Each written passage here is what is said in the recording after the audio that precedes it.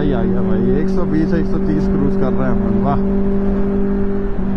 नहीं धीरे हो जाता हूँ यार, पेट्रोल नहीं है आगे। 100 चलते हैं, 100 इज गुड। वो एक डंडा कम कर दिया बजूका ने। बजूका बेबी क्या प्यारा नजारा है। वाह वाह भाई, आगे की डैमेज दिख रही है रोड, बस इतना ही प्यारा सा नजारा। भाई 1 किलोमीटर 2 किलोमीटर की रोड अच्छी मिलती है, उसके बाद वापस से वही पुरानी कहानी शुरू। ये आ गए अपन खदड़ पदड़ वाली रोड पे। चलो,